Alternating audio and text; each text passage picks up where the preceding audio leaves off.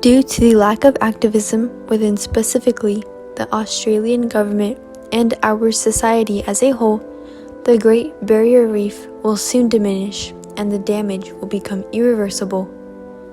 Coral bleaching is an ongoing global issue which is caused by the constant change in the climate, stressing the corals, resulting in the loss of their color, leaving the bleached reef without a purpose.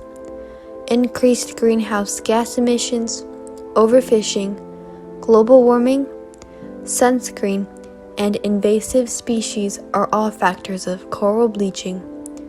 The Great Barrier Reef provides protection for humans with its barrier against erosion and property damage, saving many lives each year. The world needs to awaken and acknowledge the tragic state our Great Barrier Reef is in and should soon take action. The public's attention needs to be focused towards the issue of coral bleaching in our oceans. Coral bleaching is a very timely manner. Action will be the singular way to help our oceans thrive again before it is unrepairable. Every person on this planet is benefiting from having healthy corals. The dangers associated with hundreds of thousands of dead coral reefs are never ending. With the government's assistance, support, and acknowledgement, our coral reefs, or our rainforests of the sea, will no longer suffer. The importance of coral reefs goes beyond what most believe, including providing food, protection from erosion and storms, and income of economic goods.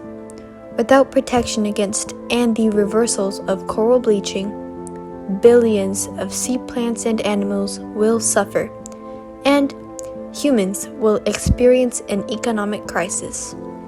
There have been plans made to help reverse the effects of coral bleaching and bring back an abundance of organisms in our seas.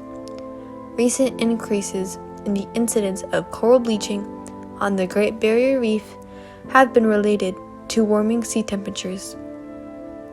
During the 20th century, the annual maximum monthly average of seawater temperatures in the Great Barrier Reef increased by 0.3 to 0.4 degrees Celsius.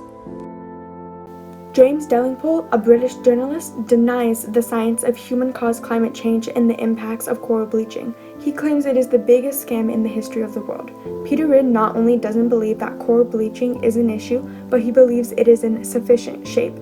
Ridd says that the coral reefs dying is fake news. Ridd has even gone so far to accuse multiple colleagues of his own publicly. If the government listens to Ridd, then the coral reefs will die beyond the point of reversal, and both the animals and the humans will suffer. Citizens of Australia continue to pressure the government to take action. However, the leaders of the Australian government have failed to express any concern for the issue. In fact, the Prime Minister and Queensland Premier, Malcolm Turnbull and Anastasia Palaszczuk of Australia, snivelled across the seas and pledged alliance to the Carmichael coal mine, betrayed the reef and the Australian people. The Australian government has also been known to lie to the people, claiming that global warming has no relation to the bleaching of the Great Barrier Reef.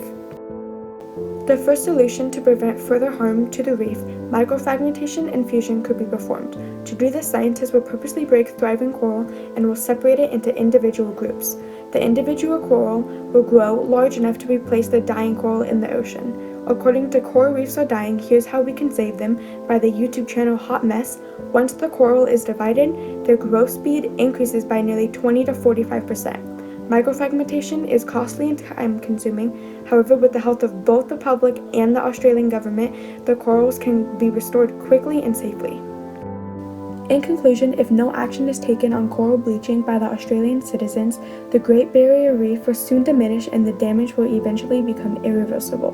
However, it is not too late. The Australians still have time to take the initiative and begin implementing laws against fishing, deforestation, and the fossil fuels to reduce the amount of stressed corals in the ocean currently. Australians need to bring awareness to the issue that is currently being downgraded and to portray the increasing severity of the situation. The Great Barrier Reef provides for us humans, so why not provide and protect the same way as they do?